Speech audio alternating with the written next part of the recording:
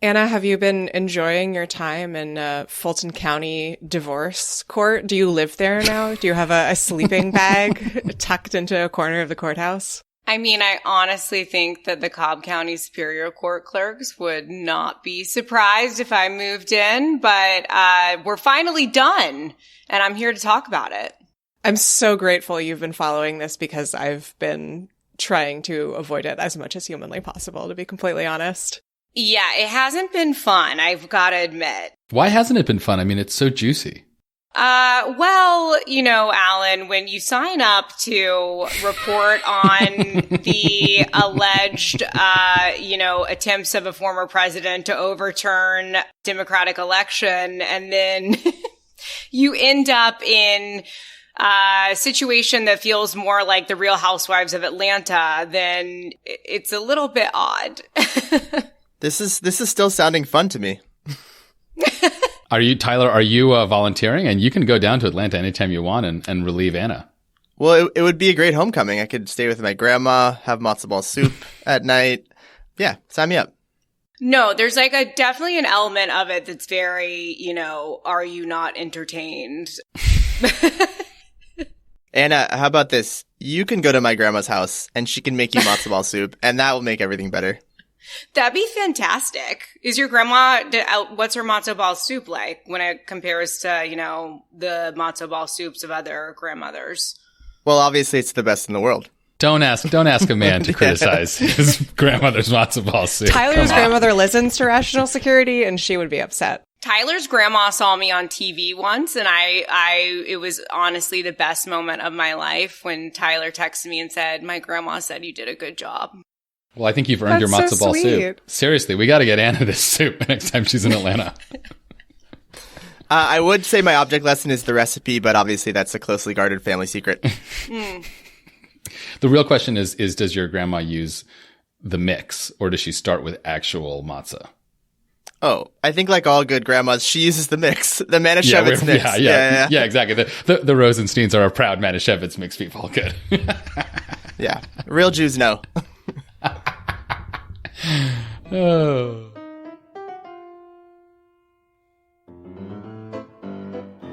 Well, hello, and welcome to Rational Security. I am Alan Rosenstein, and I'm here with one of my regular co-hosts, Quint Jurassic. Hello, and guess who's not here? Guess who's not here? Scott Anderson, who is currently on parental leave. Congratulations, Scott. His baby is extremely cute. Hopefully he's having a good time, and by good time, I mean waking up every 90 minutes because, as I myself discovered 4 months ago, life choices have consequences. Even if they're very cute consequences. But have no fear, listener. We have a wonderful guests with us from the Lawfare Clubhouse. Managing editor Tyler McBrien is here. Hello. And legal fellow and Atlanta soap opera correspondent Anna Bauer is also joining us. Thanks, Anna. Hey, thanks for having me. Yeah, thanks for coming on for the first segment. So we're going to call today in honor of Tyler's grandma, the Tyler's grandma's matzo ball soup edition. I'm really jealous. I really want to try it now. Can you bring some in for all of us one of these days, Tyler? Definitely. I think actually the better option is we all fly out to Atlanta to visit her and have it in person. That seems like the party most at practical. Tyler's grandma's house. I love it. Well, we have some great topics and national security news to talk about today. Topic number 1, Roe v. Wade.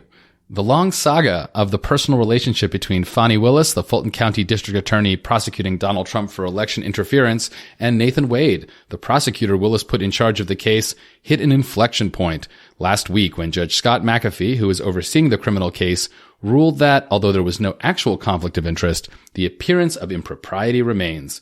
He ordered Willis to either recuse herself from the case or remove Wade from his role as prosecutor. Wade promptly resigned, clearing the way for the case to continue. Is this the right resolution to the controversy, and what does it say about the future of the Fulton County case, especially if Trump appeals and tries to force Willis's disqualification? Topic 2, pleading the Fifth Circuit. In a sign that even the conservative justices may be losing patience with the Fifth Circuit, Missouri received a chilly reception in oral argument on Monday when it tried to defend a circuit opinion preventing the government from virtually any communication with social media companies about removing misinformation and harmful content. How is the Supreme Court likely to rule, and what should the rule be when it comes to concerns about government jawboning? And topic number 3, oops. Thank you, Tyler, for that one. That was really, really good.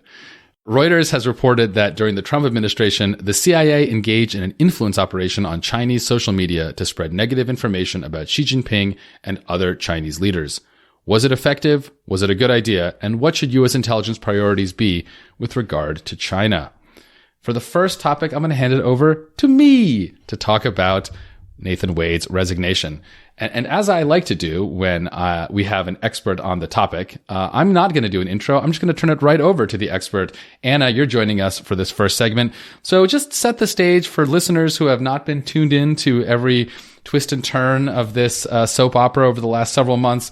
What is the conflict here? What is the issue? What did Judge McAfee say? And what's happening next? Right. So this conflict arose back in January when, right before the pretrial motion deadline for this case, it seemed for many months that everything was going very well for the prosecution.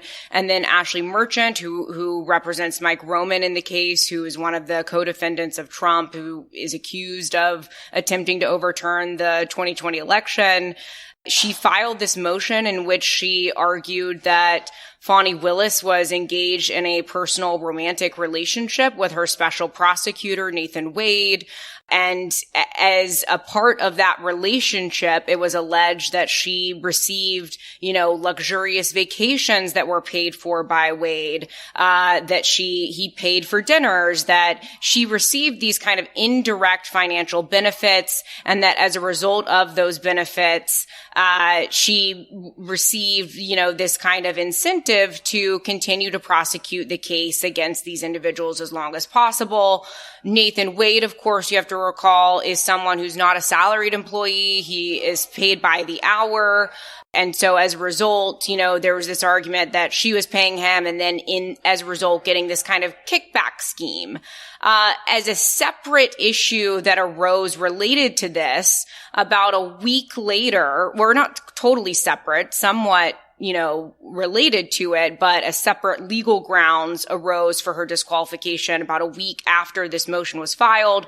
The prosecution had been quiet about everything, and then all of a sudden, Fani Willis goes to this historically Black church on a Sunday and gives a speech. And during that speech, she kind of makes these veiled references to the defendants and to this motion that had been filed, in which she, said that they were, had made these attacks as a kind of racially motivated defense strategy. At least that's what it seemed to imply. Her speech was very vague about who it was she was actually talking about. Was she just talking generally about critics who had, come out against her in the wake of this motion being filed? All of that, she didn't deny that she'd had a relationship with Wade and focused on his qualifications as a prosecutor instead. So that speech itself gave Trump some additional ammo, because he then filed a motion in which he adopted this motion to disqualify and then said, in addition to this conflict of interest that was created by Fani Willis hiring her alleged boyfriend, she also made this speech that Trump argued was inflammatory and kind of was what's called forensic misconduct under Georgia law. That is a grounds for disqualification that refers to extrajudicial statements in which a district attorney, makes comments about the accused that kind of implicates their guilt or innocence or taints the jury pool in some way through those public comments. So those were the two grounds that really set up this motion. It was there a conflict of interest related to the relationship with Wade, and was there forensic misconduct that would disqualify Fani Willis? And so what did Judge McAfee, who was overseeing this case, what did he ultimately decide with respect to these issues last week? Right. So Judge McAfee is very interesting because Judge McAfee ended up kind of splitting the baby in a sense. He said, he reviewed the evidence that had been submitted after all of these motions were filed. There was an evidentiary hearing. There were witnesses. Ben and I wrote a piece in which we analyzed the evidence and actually it was very similar to how McAfee ended up looking at the evidence. But he basically said, I don't think that the evidence has shown that there was a conflict of interest. Even though there definitely was money that changed hands between the two, it didn't seem like the defendants had met their burden of establishing that there was an actual material pecuniary gain or benefit that had been received by the district attorney as a result of the relationship. And then he also looked at, at one point, all of this kind of shifted to this question of whether or not Fani Willis and Nathan Wade were being totally truthful about when their relationship started. Did it start before he was appointed as special prosecutor? Did it start afterward? He looked at that and said that although there were questions that remain about how candid they were in their testimony and throughout the process about the relationship, he still found that it did not amount to a finding that, that basically the relationship did start before they said it did. So he ultimately held no actual conflict of interest that would require a mandatory disqualification of an elected district attorney under Georgia law. However, he did something very interesting in which he said, but looking at the way Georgia courts have talked about a different standard where you look at not just whether there's an actual conflict, but an appearance of impropriety. He looked at case law on that, where Georgia courts have kind of referenced, the need to get away from any kind of appearance of impropriety by a district attorney.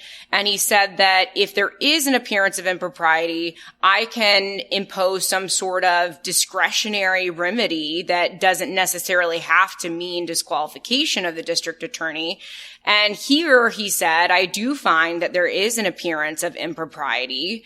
And as a result, he basically gave her an option. He said, either you can have Nathan Wade withdraw from the case to get rid or negate this appearance of impropriety, or you can withdraw your entire staff from the case and yourself and hand the case over to another district attorney's office or a special prosecutor who would be appointed by a nonpartisan state body. And of course, that's kind of a false choice, right? Because it basically means get rid of everyone, including Nathan Wade, or get rid of Nathan Wade. And so I think it was around 3:00 that afternoon, Nathan Wade had resigned, and they ended up filing, that resignation correspondence. Additionally, there's the separate matter of the forensic misconduct issue that I mentioned, which relates to mainly the church speech. And that part of the opinion is interesting. He found that, the church speech did not amount to forensic misconduct as it has been kind of described in Georgia case law, although he noted that there's not really a whole lot of descriptions of forensic misconduct in Georgia case law. He said it was pretty ambiguous who exactly it was that Fani Willis was talking about. Was she talking about the defendants, or was she talking about, for example, the county commissioners who had kind of criticized her in the days after this motion was filed? He, focused on those ambiguities within the speech because she never named the defendants and never said Trump or Mike Roman or whatever. And so for that reason, he found that she would not be disqualified on the basis of forensic misconduct as well. But he did say her comments were legally improper, and that it may be the time for the defense to seek a gag order, even of, seeking to gag the prosecution from making any public statements in an extrajudicial context, which is very interesting. Something I've never seen a judge, suggest. And really, even though this was a victory for Fani Willis, it seems like those are the types of comments that really made it just a very partial victory and ultimately did not reflect well on the prosecution. Okay. So that's brought us up to this morning. When we just found out that Judge McAfee has authorized an appeal of his decisions. So sort of explain what's going on there and what the next steps are. Right. So as soon as this decision came out from Judge McAfee, there was a sense that it would be very likely that this would be an order that the defendants would seek to appeal.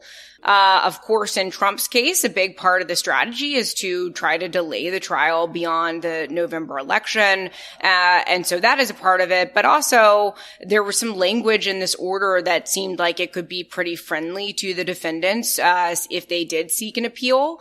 And so there was a sense that they would do that. And earlier this week, they did the first step in the Georgia procedure to seek an appeal of this type of order. What you have to do is seek a certificate of immediate review from the trial court judge. So this isn't something that's automatically appealable before trial. You have to go to the trial court judge and say, hey, we'd like to appeal. He then has to issue this certificate saying that you can appeal. And then within 10 days after that certificate being issued, there's the second step, which is going to the Georgia Court of Appeals and filing your application for appeal. Today, we learned that the defense has cleared that first hurdle. They've gotten, or they've received a certificate of immediate review from Judge McAfee.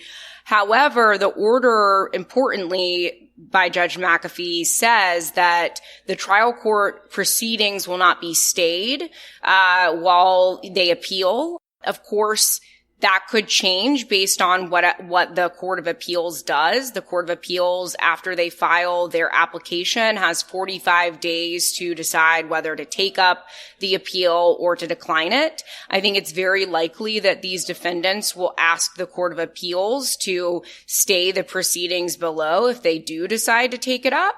And it would be within the Court of Appeals' power to say to the trial court judge, I know you said that you aren't going to stay the proceedings, but we're directing you to do so. And Judge McAfee would have to put everything on pause. But right now, the case continues. He said that he would continue to, rule on a bunch of pending motions. We can still have a lot of outstanding pending motions in this case.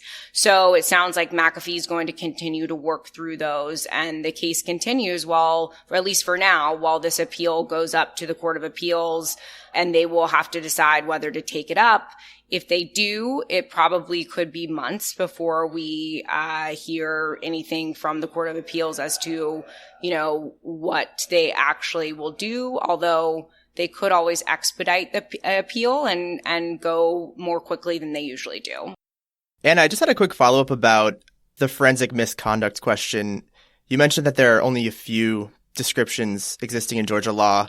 Are there any clear lines here? So in other words, had Fani Willis said X in this speech, that would have clearly constituted forensic misconduct. What are the boundaries here? Yeah, so I think that one thing that if she would have said, the defendants filed this motion and it alleges XYZ, but they are just racist and they are guilty. And, that is the kind of thing that would almost certainly be something that would be disqualifying because, the church that she was in, that setting, it was one in which it's a very well-known historically Black church in Atlanta.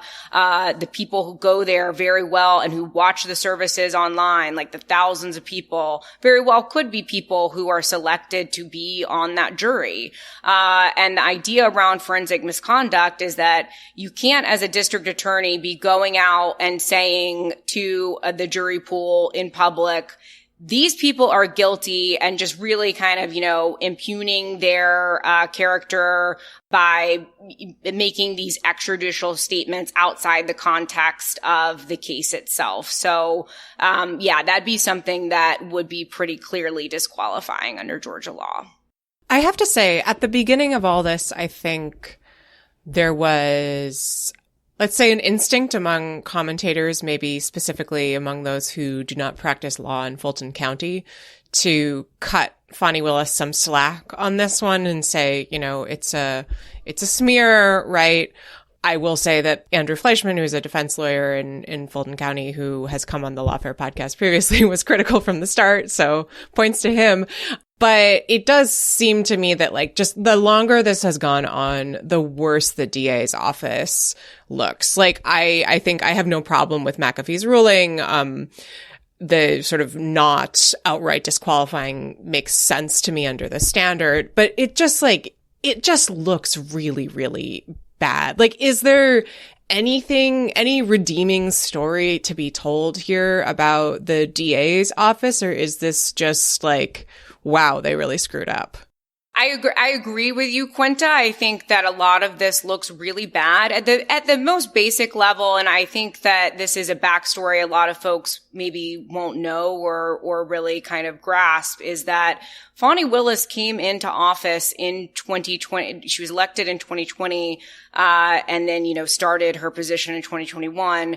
But her predecessor, Paul Howard, is a man whose tenure in office was plagued by scandal because of his conduct in which he was accused of sexually harassing employees. Clearly, this was a consensual relationship that Fani Willis and Nathan Wade had, so it's very different. But, Fani Willis came into her position saying things like, I will never be like Paul Howard and, have a relationship with a subordinate. And at the very least, Nathan Wade was her subordinate. Yes, he was a man who has, his own success and his own qualifications. They are peers and colleagues, but you cannot, deny the fact that there is something ethically, questionable about the fact that she was engaged in a relationship with someone who was a subordinate and it was not disclosed to any of the, relevant, human resources people or something like that. So I think that there is that at its most basic level, something that is really just does not look good. And then as the kind of evidentiary hearing and all of that went on, things really did not continue to get any better for the DA's office.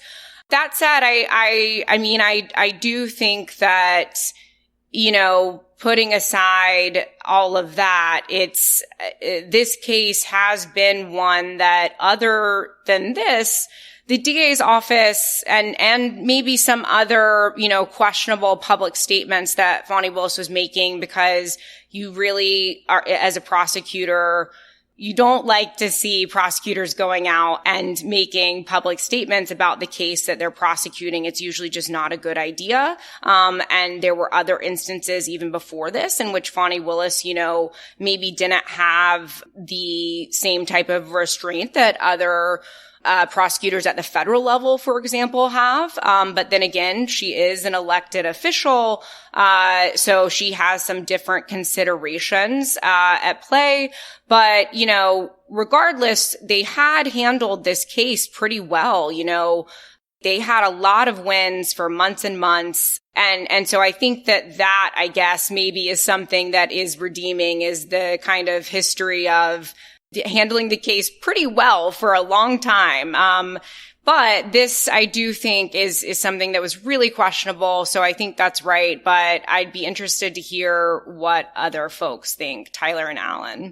Yeah, I mean, I don't want to paint with a broad brush with respect to sort of local and state and local prosecutors versus federal prosecutors. But I will say this does not give me a lot of confidence in the idea that, we want federal officials, especially high-level ones, especially the president, necessarily prosecuted by state and local prosecutors, right? It just feels like the elected nature of those offices, the potential wide variance in quality, it just makes me, I gotta say, I've always been somewhat skeptical of the idea that you want to expose presidents to state and local prosecution for a lot of these reasons. And this performance has definitely made that skepticism even more skeptical. Yeah. And I kind of wonder to what extent some of this could have been the public kind of perception of all of this would have been different with a different communication strategy by the DA's office. You know, there was a lot of communications PR failings here, I think. Like, after Ashley Merchant filed that motion, Fani Willis went out and did the church speech where she didn't really address the allegations, but kind of did. And then like a month went by before the state filed its response. There was just like a really kind of lack of, that vacuum really allowed people to kind of fill the space with a lot of assumptions and allegations and whatnot.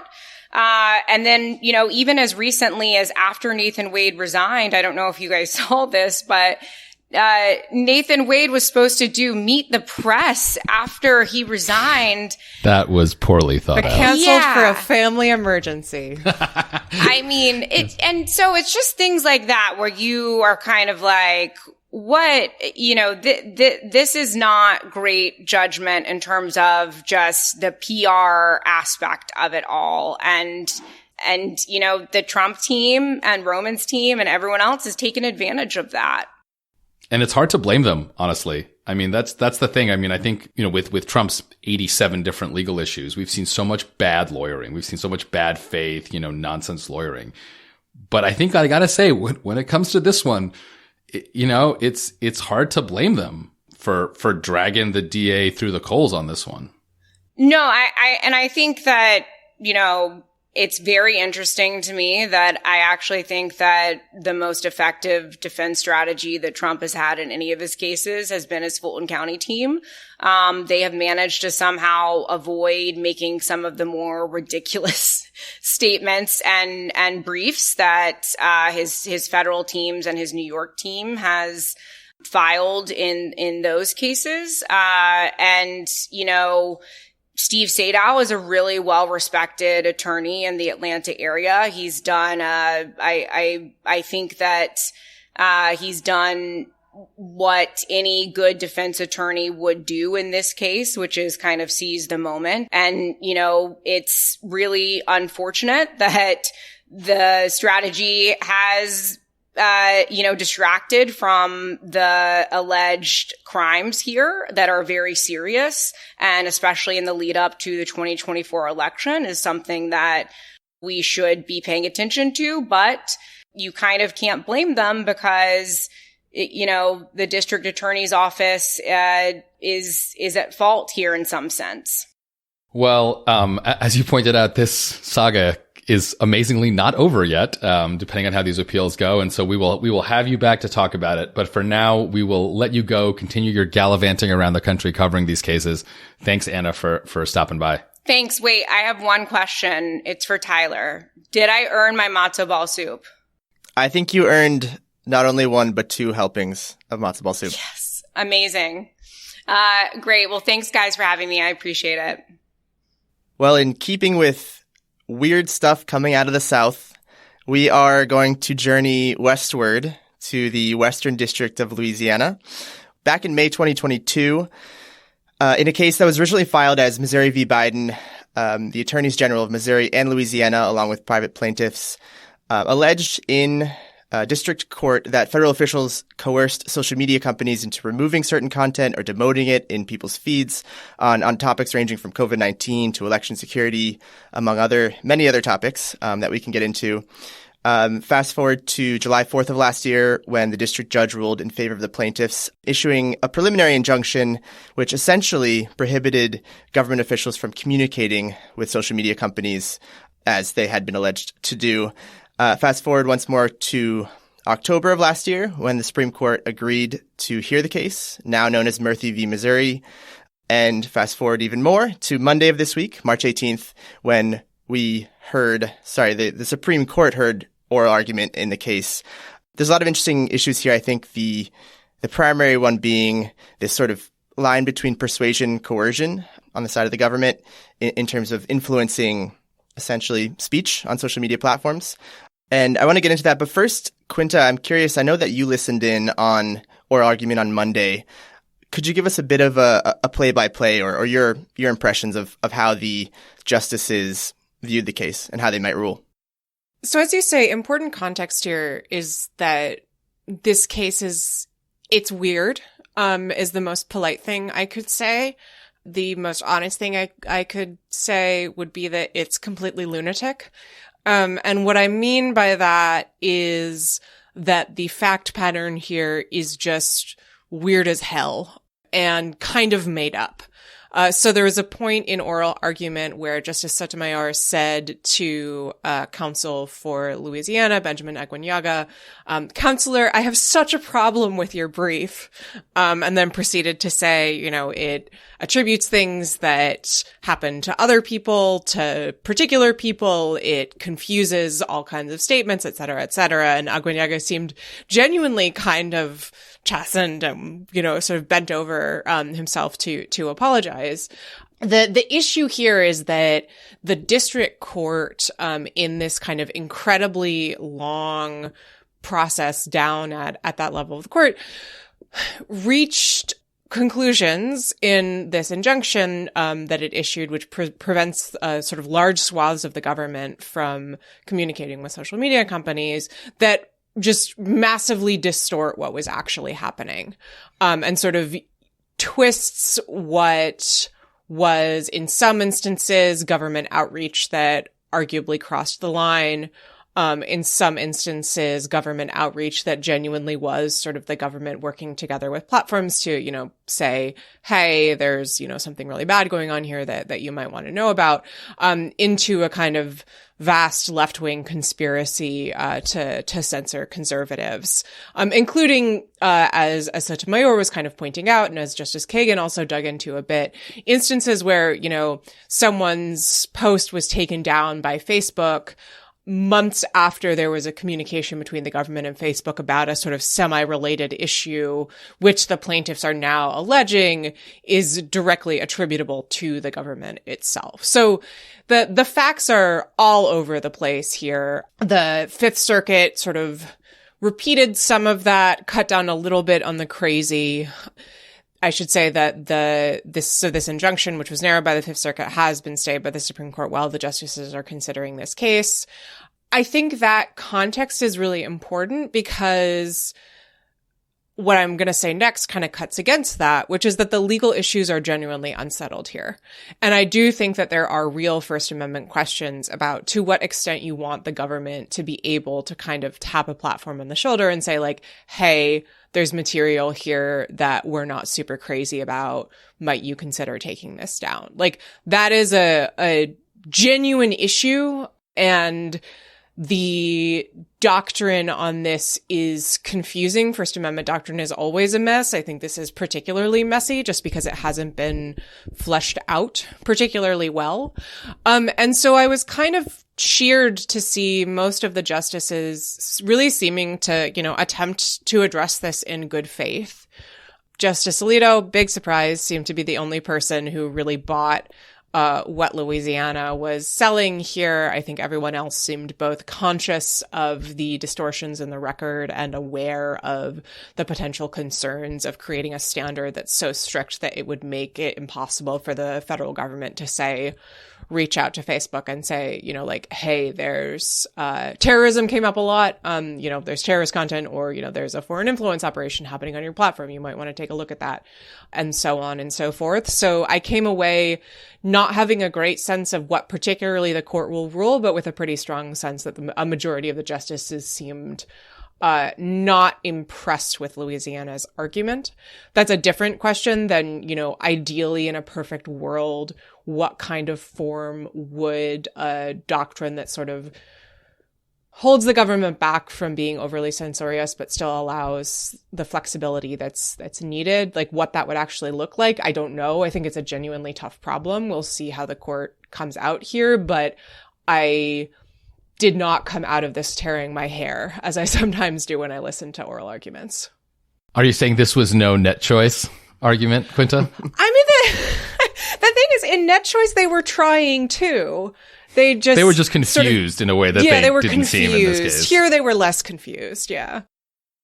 Yeah, just to give a specific example of the muddiness of the record or the fact pattern, back in September, after Missouri v. Biden after the district court ruled, Yoel Roth, who was the head of, I believe, site integrity for Twitter during the 2020 election, felt so compelled to set the record straight that he wrote a post for the Knight First Amendment Institute called Getting the Facts Straight, in which he didn't weigh in on the legal issues at all, which is, I think, understandable given his background, but he wanted to set the record straight on a few things, one of which being that he pointed out that in the preliminary injunction in Missouri v. Biden, the injunction actually incorrectly asserted that Twitter had censored discussions of the so-called lab leak theory of COVID-19 in addition to Facebook, when he claims that Twitter did no such thing. It was only Facebook on that side, which I think also brings up important questions about job owning's effect on different social media platforms being able to set their own standards and act differently from one another, consumers having different choices in terms of platforms rather than platforms themselves being pressured to act in unison by the government. But that was just one specific example that seems pretty significant that I wanted to point out. Yeah, let me hop in and just say that I basically agree with everything that Quinta said. I do want to emphasize the point Quinta made that like there really are difficult issues here, and while a lot of the facts alleged appear to not have happened, which is awkward. I mean, that's bad lawyering. Yeah, you really don't want a justice basically accusing you of lying during oral argument. It was like genuinely striking how Aguinaldo like really seemed shocked by the exchange. Yeah, that's not so good. At the same time, I really want to emphasize there were some bad things that the government did.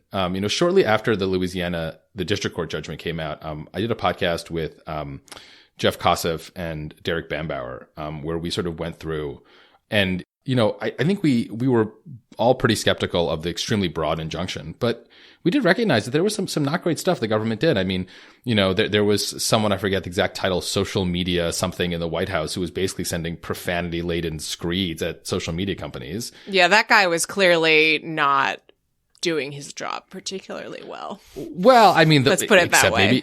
Except the problem, of course, is that he seemed to think that was his job. I mean, that was the whole issue.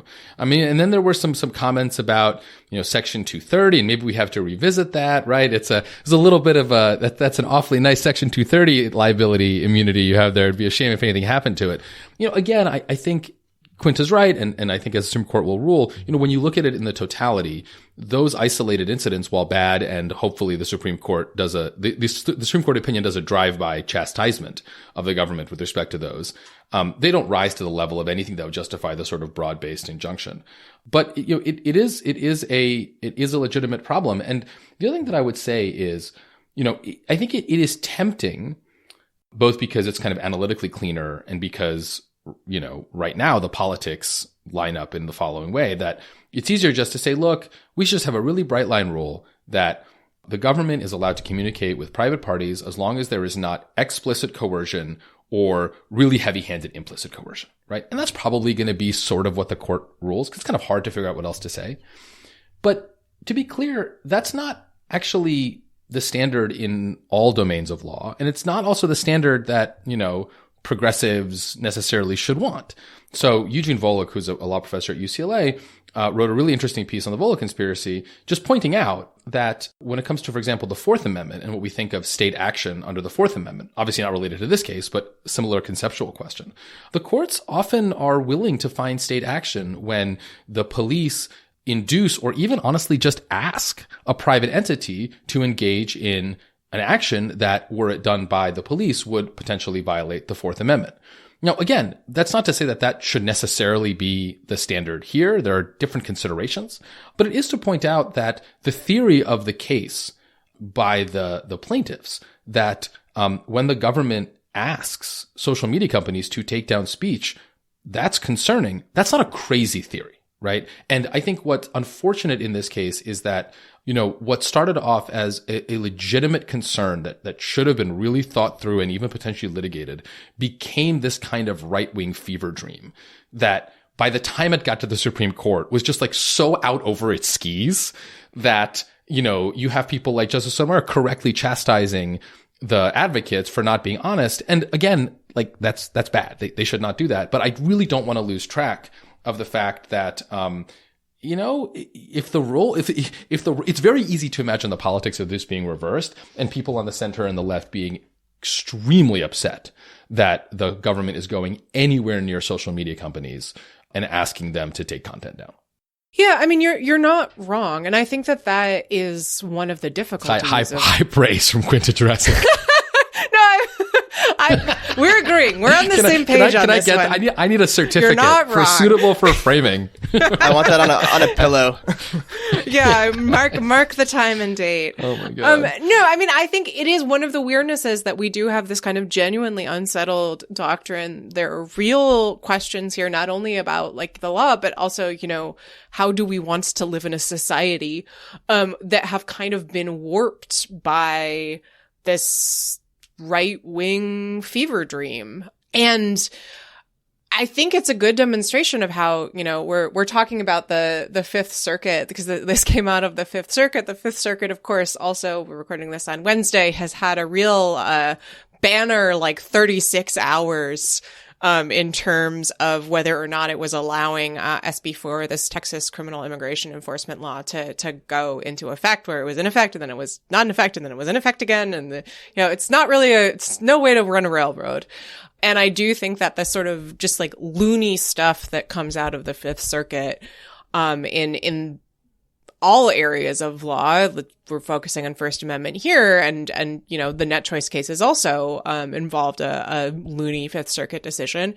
It's just like, it's not good for the law. It's not good for how we think about these issues. It creates all kinds of weirdnesses and complications that make it difficult to kind of cut through to the actual problems at issue.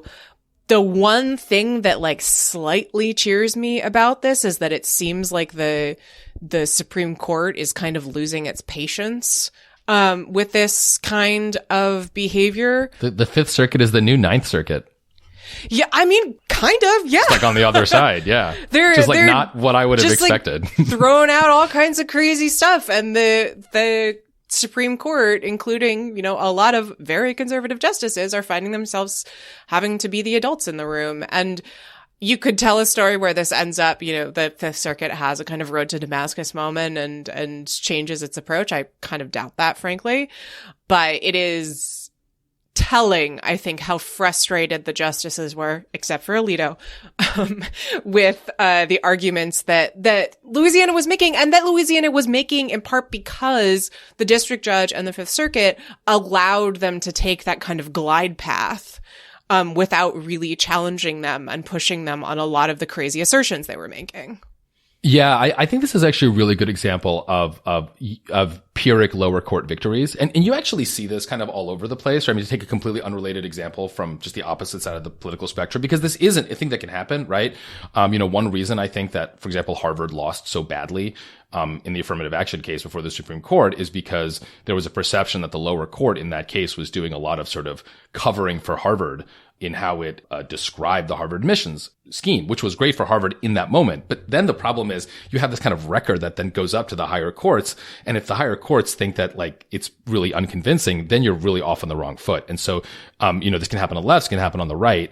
And, there may be a larger lesson here about the need for kind of more just judicial ideological diversity on all the circuit courts of appeals. You just kind of avoid extreme rulings either way.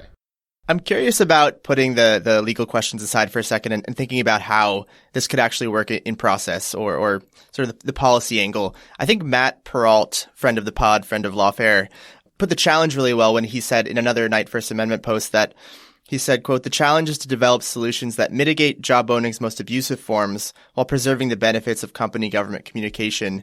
Alan, I know you've thought about this a little bit about the policy issues here. So I'd love to throw it back to you. Yeah, and again, I don't pretend to have an answer here. I mean, this really does trade off very difficult considerations. So you're always gonna piss off everyone, but that's the space I like to be in. That's my comfort zone, as you all know. I'm a big believer that this is one of these areas in which the cliche sunlight is the best disinfectant is actually not just a cliche. It's an important point and a meaningful one. I think a lot of the concerns around jawboning is that it happens in secret. Right. It happens because someone in the White House or someone in the federal government calls somebody of theirs in the social media companies, and then something happens. And I do think that what we need to see more of is the government just making its case publicly as to what it thinks is false or really harmful, and calling on, if it wants to, social media companies to react accordingly. And then the social media companies can do so, or they cannot do so, right? And then we'll be able to have that debate. And I think that you could make this a legal rule, right? I mean, you could make part of the job owning test for First Amendment purposes, whether this was done covertly or overtly. But you could just have it as a policy matter, right? Because, I think if the government's willing to say, look, we think such and such is wrong and bad, and we're willing to make the case to the American people, right? And we're not ordering anyone to do it. We're not threatening anyone to do it, but we just think that you shouldn't have such and such content on your platform, and then the companies can respond or not. I think that's a fairer way, and it would avoid the perception of conspiracy, right? Now, again, look, you're never going to satisfy everyone. Conspiracy theorists are going to conspiracy theorize, but I'm not that interested in convincing the lunatic fringe of either side, right? I'm interested in giving some comfort to the people in the kind of broad middle, right? Who are legitimately concerned with job owning, but at the same time realize that sometimes there's really bad false stuff out there, and the government might have a comparative advantage in spotting that. So, that is I don't want to call it a solution, but I do think that reform would, over the long term, be valuable, and certainly would be better than these off the record, who the heck knows what kind of collaboration or coordination is happening. I'm going to say something else you can put on a sampler. I want to agree with you. And what I mean by that is that, I don't know, 5 years ago, I would have said, yes, sunlight's the best disinfectant, get it out there, have it in the open. I will say Matt and I recorded a great podcast with Alex Abdo at night, which I believe will be out on the same day that you're listening to this podcast, dear listener. So you can go and take a listen to that, where we discuss the possibility of kind of, transparency procedures also for behind the scenes communication.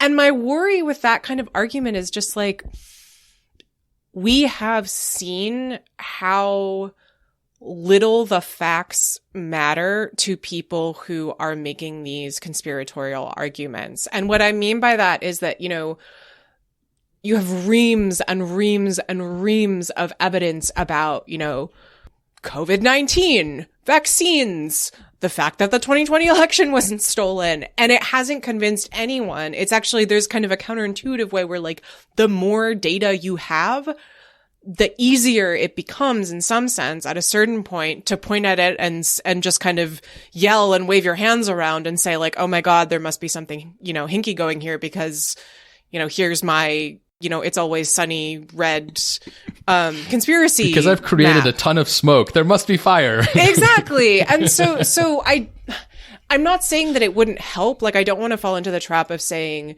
this is a big problem and therefore small fixes are completely useless. But I do think it is a small fix, if that makes sense.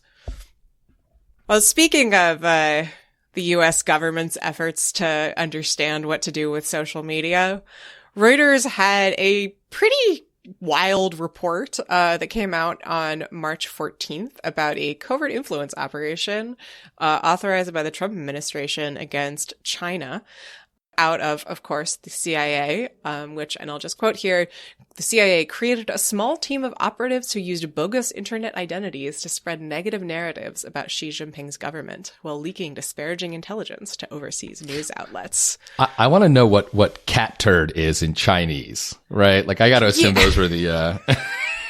Just what are the handles right. and stuff? I have a lot of questions about this.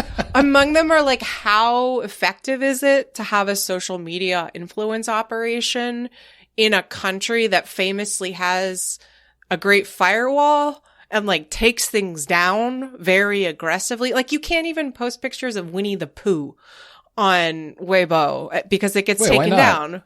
Because there was a joke that Xi Jinping looked like Winnie the Pooh. Oh, he does look a little. I think it was there's a picture of him next to Obama, and Obama was taking. I guess so. He does look a little roly-poly. So look, I mean, this thing, like, it's easy to make fun of. I am more than happy to make fun of it.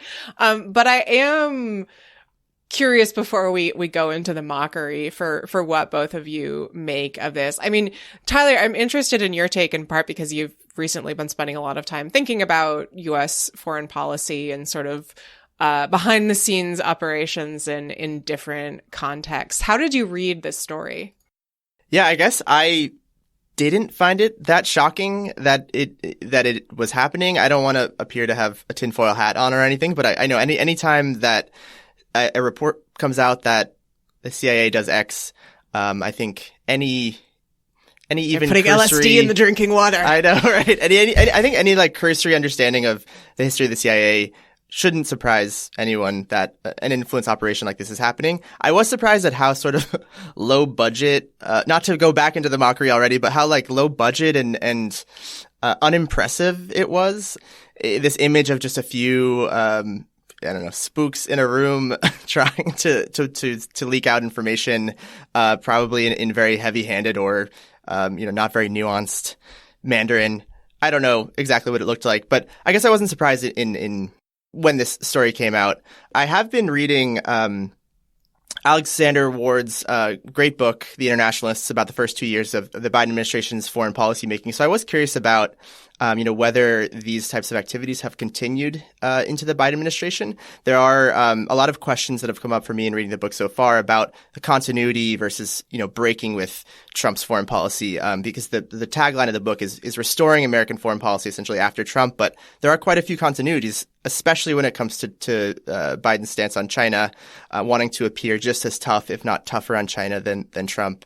So those are the questions that came up for me. Not so much, why this was surprising that it happened at all.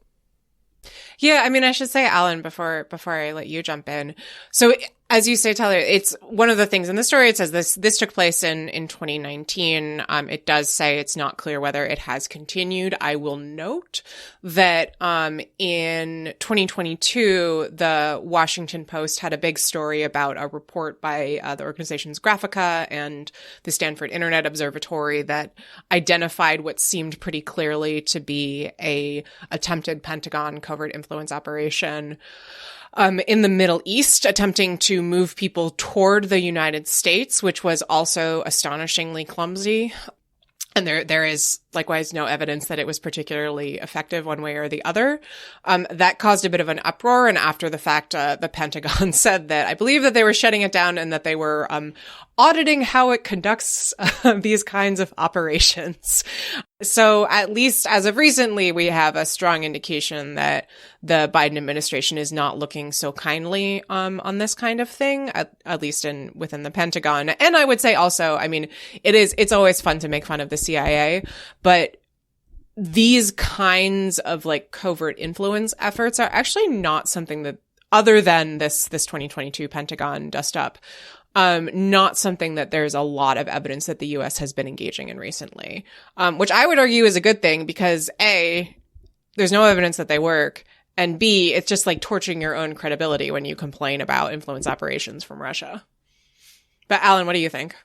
No, I think that's all right. I mean, I because I'm like kind of a perverse devil's advocate, I want to justify this somehow. We have to disagree about something. It's hard to, right? I mean, this doesn't seem very well thought out. Doesn't seem very well done. Again, it's not clear that this would work. As you point out, Quinta, right? You're throwing rocks while standing in a very glass house, right? Given just how vulnerable our open society is to manipulation relative to others, we should be trying to set a norm here, right? Rather than, again, like you said, torch our credibility for uncertain gain. The thing that I do want to emphasize, though, is I want to say something in defense of the CIA here. China is an incredibly hard target, right? And this is something that we really don't appreciate. It is almost impossible to do human intelligence gathering in China because of how closed of a society it is, because of how much surveillance there is. And because all the CIA's assets were rolled up in recent years. All the CIA's assets were rolled up. The language barrier is not insignificant, frankly. We've spent 2 decades teaching everyone, in the intelligence community, Pashto. And that was reasonable. That wasn't like a bad thing to do. But as someone who spent 2 years every morning at 9 a.m. in college trying to learn Chinese and did not learn Chinese, it is a very hard language to learn, right? So trying to, train up people to do this is very difficult. It's a very ethnically homogenous society. So it's hard to just take like a random, non-Chinese person, teach them Chinese and then send them to China, right? So then you are trying to recruit Chinese Americans, right? But that creates its own very complicated set of issues, right? And that community may not, also prefer that for a variety of issues, variety of reasons. So, I want to say in defense of the CIA that this is a very hard problem. We need to refocus on intelligence gathering in China. And, if this was all right, we got to make China a priority for intelligence gathering and for covert operations. Let's throw stuff on the wall. Let's see what sticks. Again, I'm not trying to defend that approach, but it is somewhat understandable. And I just don't want to lose sight of the fact that China, which is, I think, again, without question, the great strategic competitor and adversary for the next, foreseeable future. As much as I worry about the Cold War framing that sometimes people say, I don't think it's entirely wrong, frankly. And so I hope the CIA continues to try to do intelligence collection in China. I don't have any suggestions for how they do it, but it is an important thing to do. Yeah, I mean, I guess what I would say is like there's an argument that conducting these kinds of offensive propaganda operations undermines your ability to actually collect useful information because it makes it easier for the Chinese government to, paint people as American stooges and sow distrust and so on and so forth, right? And there's also an argument that, I think, Tyler, to your point earlier, like so we haven't seen the stuff that the CIA produced. I will say the stuff that the Pentagon, the products of the CIA meme lords. Yeah. No, I desperately want to. Oh yeah. Oh the stuff God, that the Pentagon so produced for the Middle East was like comically bad. I will also was one of these complicated PowerPoints, like meme lording our way to victory. Exactly right. Exactly. There's an incredible article. This is my favorite use of FOIA ever from Vice in 2021, where so in 2020, Cyber Command posted a meme on Twitter making fun of Russian intelligence operations as kind of like a election integrity thing. And it has like a guy wearing a bear costume because this was October, so Halloween. No. It's clearly a bear, Quint. So, okay, it's not he's a a guy bear wearing a bear. It's a straight up bear. He's like holding a pumpkin and he's tripped, and the candy falling out of the pumpkin has like labels of Russian hacking efforts. And according to the FOIA records, it took Cybercom 22 days to develop, workshop, and produce this image. And they were all very proud. At a cost of what to the taxpayer? Exactly. So this reminds me of one of my favorite Brooklyn Nine-Nine episodes where Captain Holt gets sent to PR and has to spend months helping name the pigeon mascot for the NYPD. It's like a real vibe there. There are things that the government is good at. Intelligence collection is one of them. Making memes, not so much. Just like stick to your strengths, guys. If there was ever an argument for privatization, right? It's like we should give. So no, here's my proposal. Elon Musk should be responsible for getting payloads into orbit and for creating dank memes. Because I feel like his posts, Alan, his posts are so bad. His posts are terrible.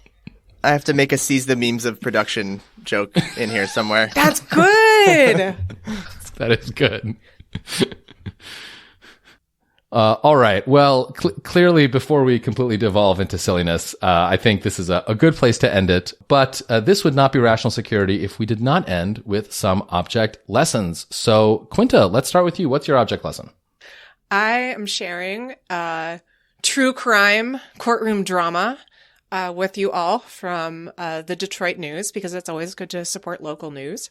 This is the tale of something that happened in federal court in D.C. the other day, where a woman, her name is Stephanie Lambert. She is a Michigan lawyer. She is representing one Patrick Byrne, former CEO of Overstock and election conspiracy truther, against Dominion. Overstock? Really? Oh, yeah. I love that site. He resigned, so you're good. I lose the MyPillow guy, then Overstock. No, he left the company, websites and alone. I think there's like some kind of fight with the board because. Okay, so I can still. You're saying I can still shop buy away. You can discount still buy your furniture chairs. from. Okay. So he is being sued by Dominion for allegedly telling lies about the company over the 2020 election. This woman, Stephanie Lambert, was in federal court in D.C. as part of that litigation. And at the end of the hearing, the courtroom was cleared. The U.S. Marshals came in and she was arrested on a bench warrant from a Michigan court because she had been charged and was evading the authorities in a separate case against her in Michigan State Court for allegedly tampering with Michigan voting machines, also related to the 2020 election. What a rock star. This is incredible. I love it. She has since appeared in DC Superior Court and said that she was not trying to evade arrest. I believe she said it was a miscommunication. Yeah, Is that a legal said, defense? You're arrested, and she said, "Yes, I'd love to go to the Bahamas." I love the idea that you have there's like a bench warrant out for your arrest and you show up in federal court. The whole thing is incredible. Everything about this story is great. It's a great demonstration of how this sort of election conspiracy theory world is a closed universe, because Lambert is also involved in the Michigan Kraken lawsuit and makes some appearances in the effort to discipline the lawyers coming out of that litigation. So keep your eye on this one, folks. It's a great story. It's also just not a very high skilled bunch. Like this is not the best and the brightest of the legal profession. Quint, I think I said this to you before, but I am once again calling for a complete and total shutdown of the legal profession until we can figure out what the hell is going on. Honestly, we could use it. You're good. You're spicy today, Tyler. I'm loving this. All right. Well, spicy Tyler, 3 Chili Pepper Tyler. What's your object lesson? Well, as I am in DC, I was going to offer the beloved Stumpy cherry blossom tree as my object lesson. So I will still drop that in the notes, but mere minutes before we started recording, Quinta created a work of art graphic to demonstrate the political advantage over time of delaying Trump's January 6th trial. So Quinta, if I could ask you just to paint a mental picture for the listener now. Yes, so this is I am an artist. Thank you. We will put this on Twitter. Don't worry, everyone. So it is a graph. On the x-axis is time, and there is a little mark for the election. On the y-axis is political advantage to Trump. And then there's a line that is marked benefit of delaying trial, which goes up and to the right steadily, except at a point just before the election where it suddenly dips way, way, way down. It's and like kind a of negative like asymptote to exactly, infinity. yeah. It's kind of a black hole situation. And then it dips up and continues onward. And the black hole is labeled a black hole of awful. You could also call it the black hole of political disadvantage. The argument being that, of course, it is super great for Trump to delay his trial, but at a certain point, you will delay it until the end of the summer, but not enough. So it goes to trial right in the thick of campaign season. And then maybe you get convicted on like October 31st. What is that? That would be a great October surprise. Yep. All right. For my object lesson, my wife and I are really enjoying a Netflix kind of limited series called The Gentleman. It's kind of a remake of a Guy Ritchie film from a few years ago. And Guy Ritchie also made this. The premise is basically a British aristocrat ends up getting mixed up with drug dealers who are using his estate to grow a bunch of marijuana, and Guy Ritchie hijinks ensue. I will say, I find Guy Ritchie movies reasonably entertaining. I don't love them. And so I didn't have super high hopes for this, but for some reason, if you take a Guy Ritchie movie and you stretch it out to 8 hours, it's actually great because everything goes slower. Like it's not as compressed as your Guy Ritchie movie is. And for some reason, I think Guy Ritchie is actually much better maybe in longer form content. More cool fight scenes? Yeah, I mean, I think it's about the thing is, it's the same number of cool fight scenes that you have in a Guy Ritchie movie, except it's stretched out. And so like, he allows the kind of story to breathe a little bit. And he's actually pretty funny. He's a stylish director. The cinematography is done pretty well. So I gotta say, I'm really enjoying it. I haven't finished it, so you never know what happens in the last 2 episodes. So if it all goes terribly wrong, my apologies. But yeah, that's my object lesson. The Gentleman on Netflix. Thank you, Guy Ritchie.